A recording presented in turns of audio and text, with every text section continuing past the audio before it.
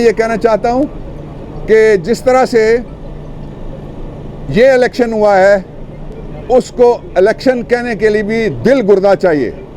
और इसके हवाले से जो झूठ बोला जा रहा है, हम जानते हैं कि करामुल कातिबीन दो फरिश्ते हैं जो अमाल लिखते रहते हैं। मेरे ख्याल में तो उन्होंने कलम रख दिए होंगे, इनके झूठ सुन सुन के थक गए होंगे उनके कलम।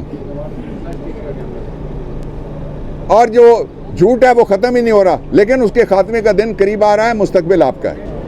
पाकिस्तान के 25 करोड़ अवाम इस वक्त सख्त इस बात पे नाराज़ हैं। मैं नर्म लफ्ज़ इस्तेमाल कर रहा हूँ कि क्यों उनके वोट की इज़्ज़त नहीं की जा रही।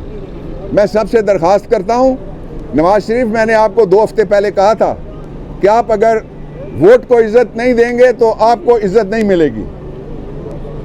अब बोलो ना, प्रेस कॉन्फ्रेंस करो, यहाँ आ जाओ। अब ज़रा ट्विटर चलाओ ना, जो हर वक्त चलता रहता था। अब ज़रा मुहिम चलाओ ना, शुक्रिया अदा करने के लिए जलसे शुरू करोगे। नहीं हो सका, सबको पता है चोरी का माल है। चोरी के माल के लिए जो एक ख़ास बाज़ार होता है किसी न किसी इलाके में, दुनिया में है ऐसे बाज़ार जिसको कहा जाता है चोर बाज़ार।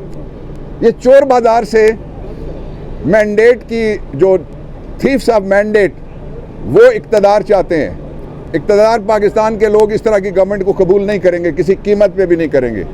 और इमरान खान ने ये भी कहा है कि कौम खड़ी है, इसलिए वो कहता है आखिरी सांस तक और आखिरी बॉल तक मैं लड़ता रहूँगा और मैं खड़ा हूँ। मैं कल 4 मुल्कों के साथ, हमारे पड़ोसी मुल्क का जो वज़ीर आज़म है, जो भारतीय मुसलमानों का कातिल भी है और हमारा दुश्मन अव्वल है या आखिर है, आप मुझे ये समझ नहीं रही, बहुत सारे और भी पैदा हो गए, लेकिन वो दुश्मन है मुसलसल।